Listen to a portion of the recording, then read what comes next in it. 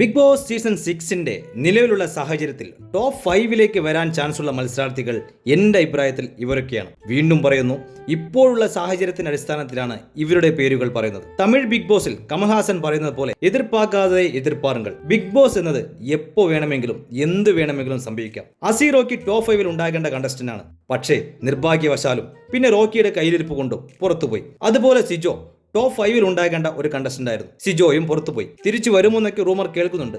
ഇനി സിജോയൊക്കെ തിരിച്ചു വന്നിട്ട് ഗെയിം കളിക്കാനുള്ള സാധ്യത വളരെ കുറവാണ്. അപ്പോൾ നമുക്ക് ടോപ്പ് 5 പ്രഡിക്ഷൻ ലിസ്റ്റിലേക്ക് പോകാം.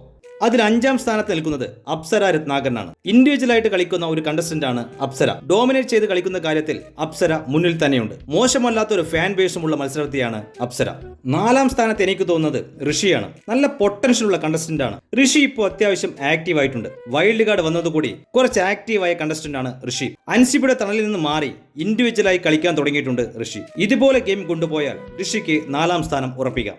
3-ാം സ്ഥാനത്ത് ജാസ്മിനാണ്. ബിഗ് ബോസ് സീസൺ 6 എടുത്തു കഴിഞ്ഞാൽ ഈ ഷോയെ മുന്നോട്ട് കൊണ്ടുപോകുന്നത് ജാസ്മിൻ ആണെന്ന് പറയേണ്ടി വരും. കാരണം ജാസ്മിനാണ് അവിടുത്തെ പ്രധാന ടോപ്പിക്. ജാസ്മിന്റെ കോണ്ടന്റ് ഇല്ലാത്ത ഒരു എപ്പിസോഡ് പോലും ഇതുവരെ ഉണ്ടായിട്ടില്ല എന്നാണ് എൻ്റെ ഓർമ്മ. ജാസ്മിന്റെ സ്റ്റോറി ലൈനിലൂടെയാണ് ബിഗ് ബോസ് സീസൺ 6 മുന്നോട്ട് പോകുന്നത്.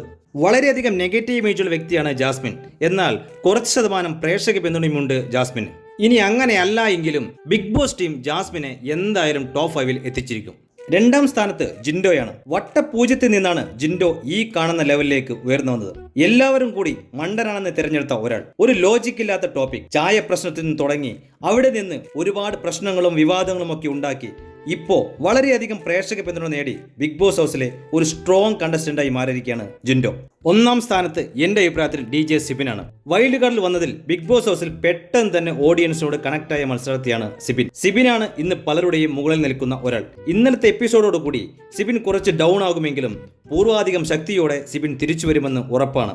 ആരുടെ മുന്നിലും കുലുങ്ങാത്ത ജാസ്മിൻ ഒന്ന് പേടിച്ചെങ്കിൽ അത് സിബിന്റെ മുന്നിലാണ്. അടുത്ത എലിമിനേഷനിൽ നിന്ന് സിബിൻ രക്ഷപ്പെടുമെന്നും ഉറപ്പാണ്. അതുകൊണ്ട് തന്നെ സിബിന്റെ പോയ ഊർജം തിരിച്ചു കിട്ടുകയും ചെയ്യും. ഇതുപോലെ ഒന്ന് ആഞ്ഞു പിടിച്ചാൽ ടോപ്പ് 5-ലേക്ക് കയറാൻ പറ്റുന്ന മത്സരാർത്ഥികളാണ് സായി കൃഷ്ണ, അഭിഷേക് ശ്രീകുമാർ, അർജുൻ, പൂജ കൃഷ്ണ എന്നിവർ.